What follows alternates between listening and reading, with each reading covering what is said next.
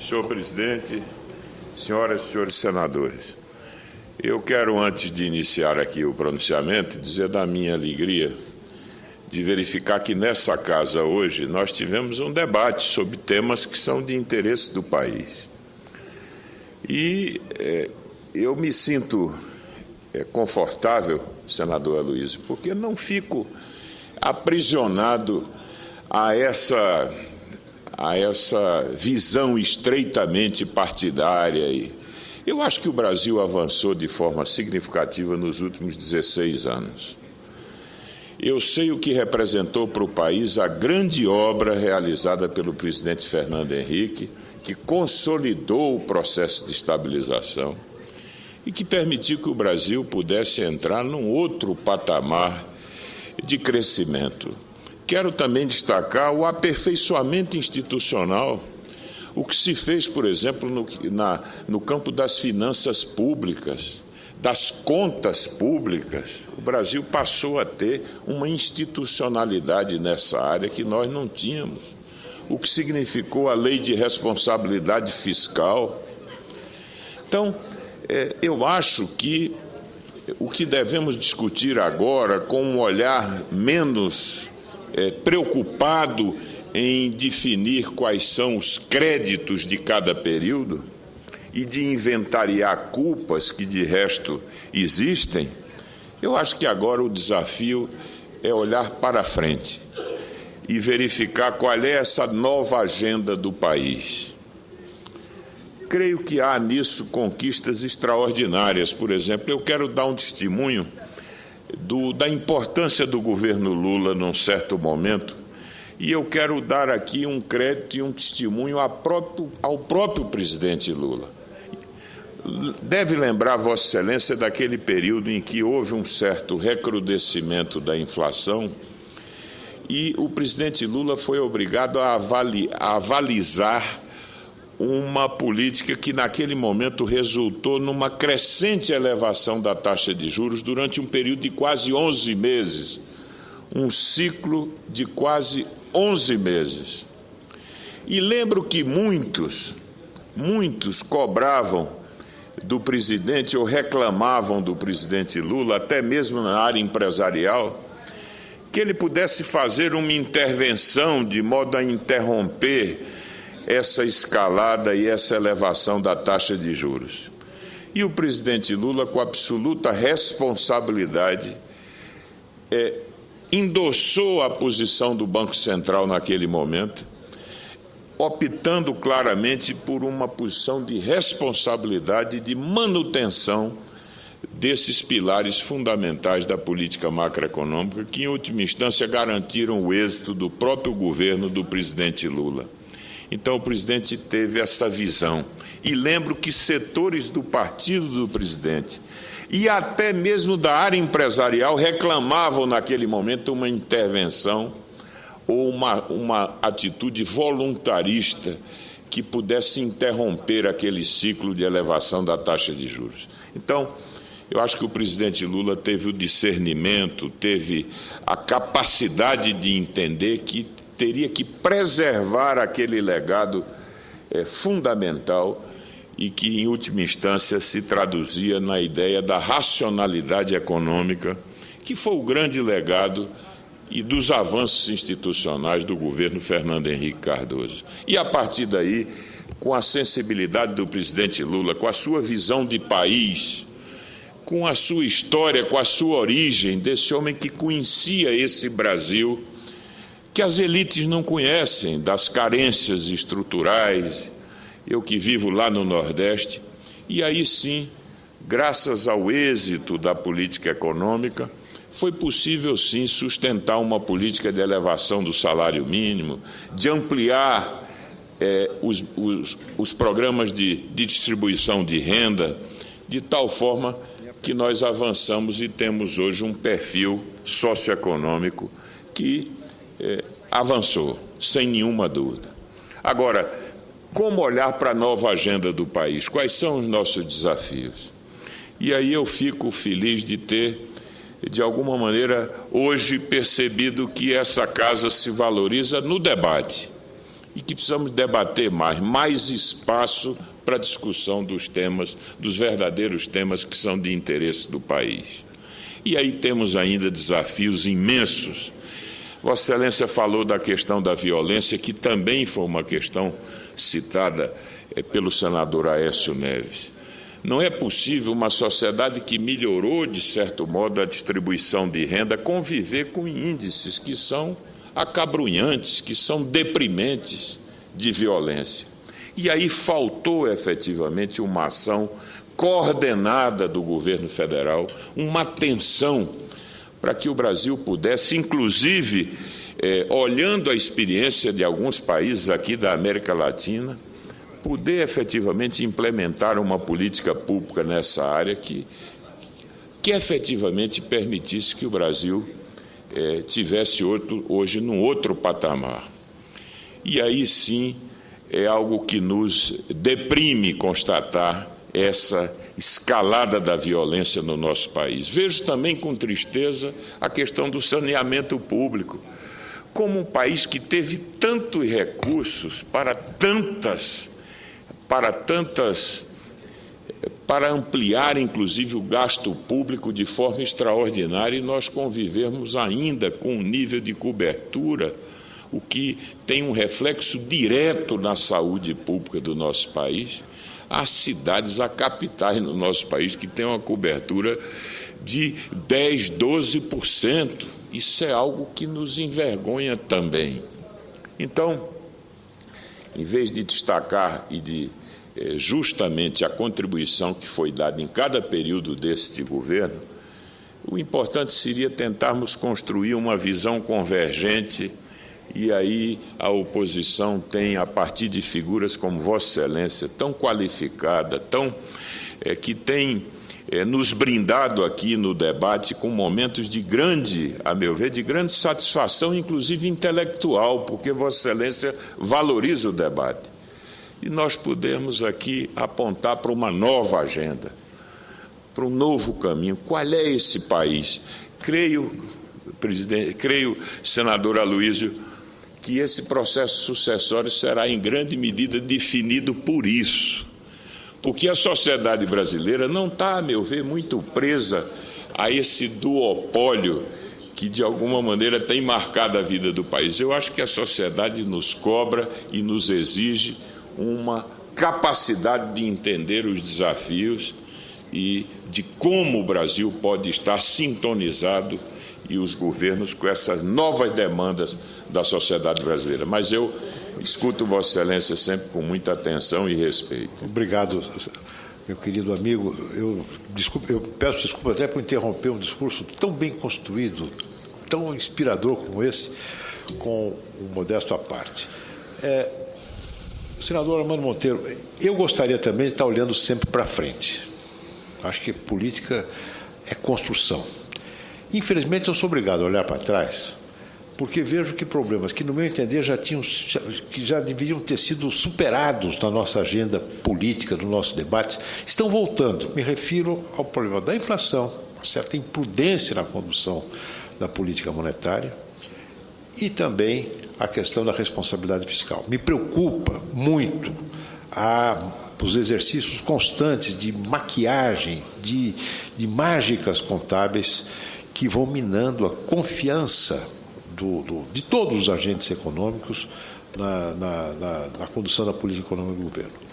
Mas quero dizer a Vossa Excelência que eu sinto muito, lamento, que uma pessoa que tem a popularidade da presidente Dilma Rousseff, que tenha o respaldo popular que ela tem, que tem o valor que ela tem, um valor pessoal, não tem ambição de lançar para a nação, para o Congresso, uma nova agenda de reformas. Se contente numa navegação de cabotagem. Não enfrente o longo curso, é o curto prazo, são medidas cosméticas. Se a presidente tiver, eu espero que venha a ter, a lucidez, capacidade ela tem, de perceber que é hora de fazer isso. Eu não tenho dúvida que a oposição, como fizemos, lembrei isso no meu discurso a oposição fez no início do governo Lula. Nós não nos recusamos.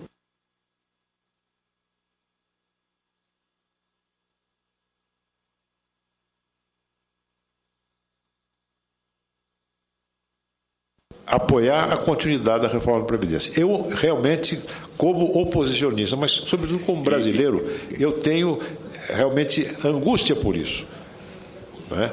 E agradeço a Vossa Excelência a manifestação tão simpática, tão benevolente como sempre que teve ao meu respeito. Mas veja como entristece a gente, nessa mesma linha, verificar, por exemplo, que o presidente Fernando Henrique, durante o seu período, permitiu aprovarmos o fator previdenciário, que foi algo tão importante para a sustentabilidade da Previdência, vê setores da oposição hoje que se articularam aqui no Congresso para derrubar. Estou falando de setores da oposição que chegaram a fechar a questão no sentido de derrubar o fator previdenciário. Veja, meu caro senador Aloysio, que contradição.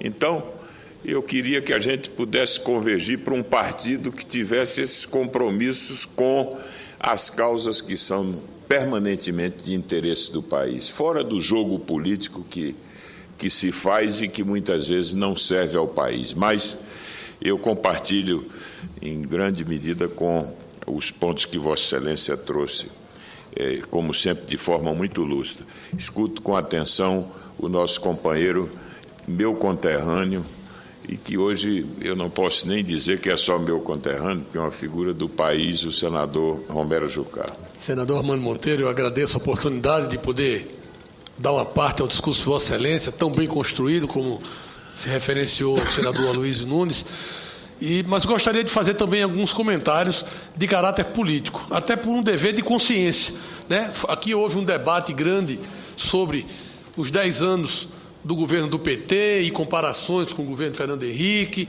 Houve um discurso muito bem elaborado e estruturado do senador Aloysio Nunes, e eu posso dizer que fui parte de todo esse debate numa posição privilegiada, porque eu tive a honra de ser líder do governo Fernando Henrique, tive a honra de ser líder do governo do presidente Lula e tive a honra de ser líder do governo da presidenta Dilma.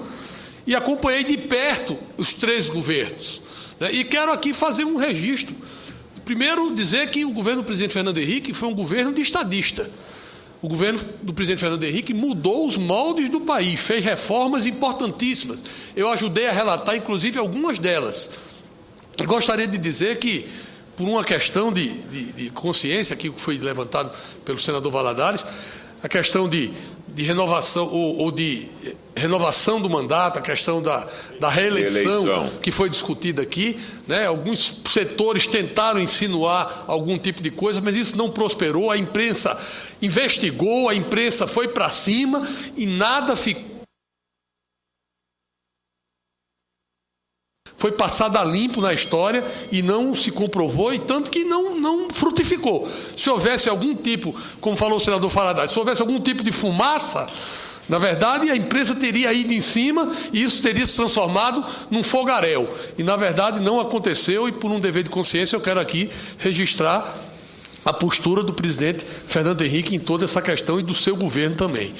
Dizer que as privatizações foram importantes.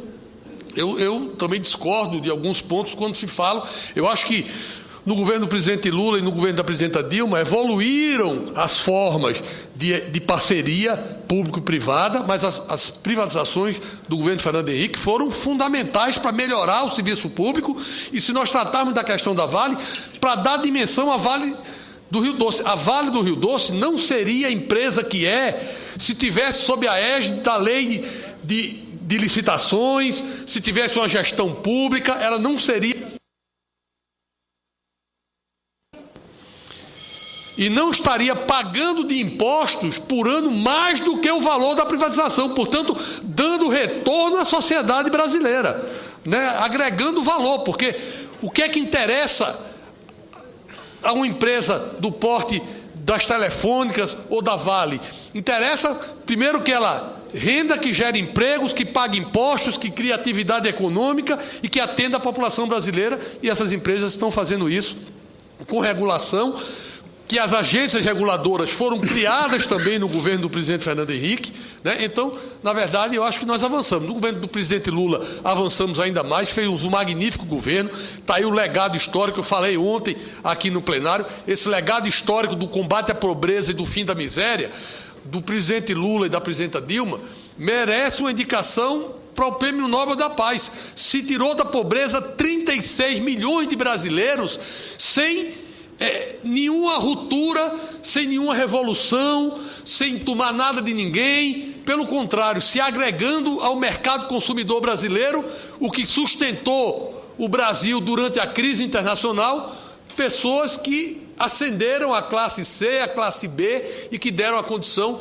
de nós sermos a economia que somos hoje. Então, sem dúvida nenhuma, os 10 anos do governo do presidente Lula e da presidente Dilma merecem o nosso registro, o nosso aplauso, mas eu acho que não é jogando pedra para trás que vai se avançar para o futuro, que os desafios estão aí. Quer dizer, o governo do presidente Fernando Henrique teve equívocos, o governo do presidente Lula teve equívocos, o governo da presidenta Dilma tem equívocos. É claro, os governos são muito grandes, existem erros que são consertados, mas o que se tem que fazer é aprimorar. Eu podia registrar a lei de responsabilidade fiscal, que foi um legado fundamental, a reavaliação, a renegociação da dívida dos estados e municípios, que redefiniu o perfil financeiro dos estados, estavam todos quebrados. Então, tudo isso foram assuntos importantes que foram equacionados e depois estão sendo melhorados. Nós temos uma tarefa agora pela frente, nós temos que resolver esse semestre, nós já tratamos aqui, é a questão do valor das taxas de juros dessa renegociação da dívida que foram feitas. Nós temos que mudar essa questão. A reforma do ICMS. A reforma do ICMS. Então, nós temos aqui um elenco, né, de avanços sobre avanços que aconteceram, que precisam ser feitos e que nós temos que fazer. Então, eu queria aqui dar esse testemunho, registrar com aplauso todos os pontos que foram destacados e dizer que Vossa Excelência tem razão. Nós temos um grande desafio pela frente: saúde, educação, segurança, né, gestão pública. Tudo isso são avanços que precisam ser continuados. São desafios que ainda existem, não foram vencidos.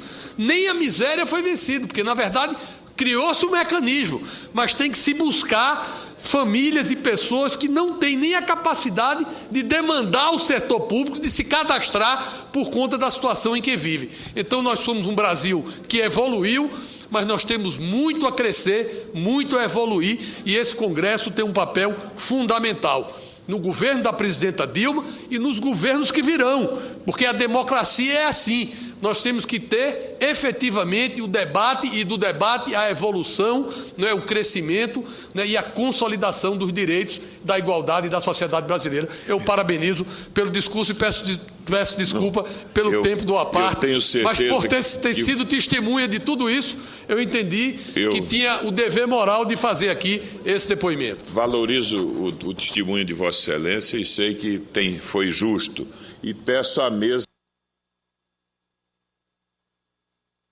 proporcionar aí um tempo para que eu compense um pouco essa participação que foi tão enriquecedora aqui dos senadores Aloísio e senador Romero Jucá. Eu quero apenas fazer um registro de um crédito ao governo da presidente Dilma.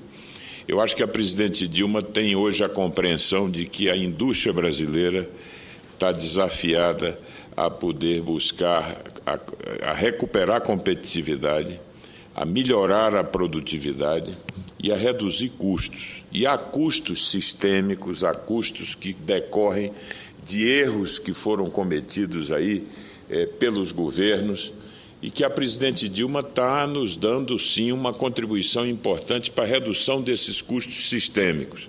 Nós não fizemos a reforma tributária, mas temos que reconhecer que a desoneração da folha, da forma que nós estamos iniciando, é um movimento inteligente,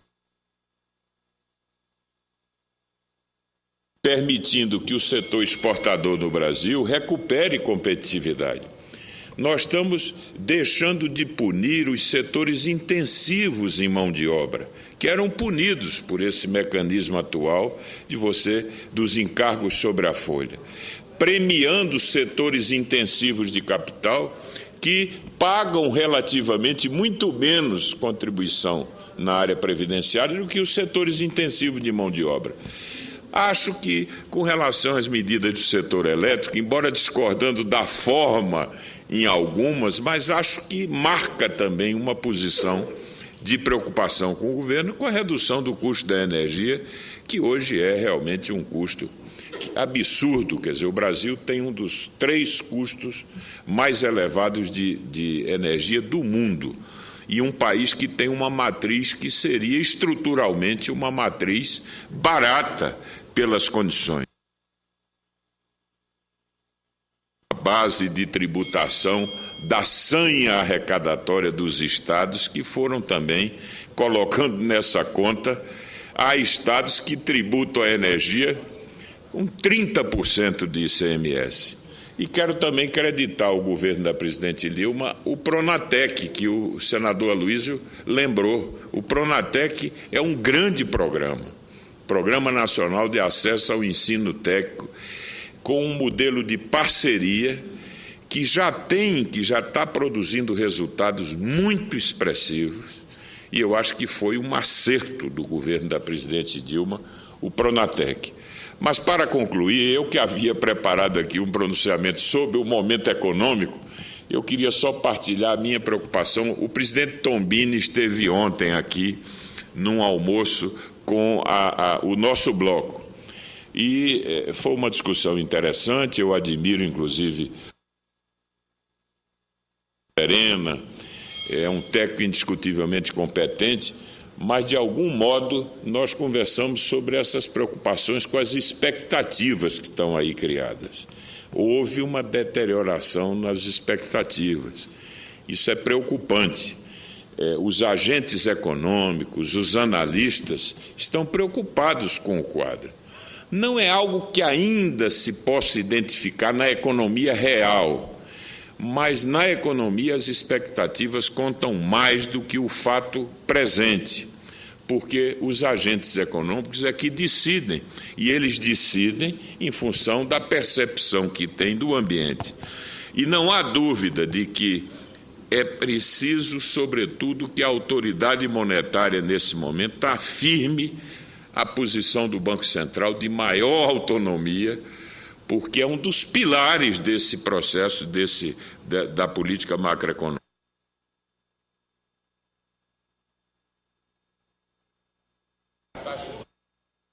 E mesmo, ou seja, que é conquista política e não instrumento de política monetária, isso pode produzir realmente uma situação de muita preocupação.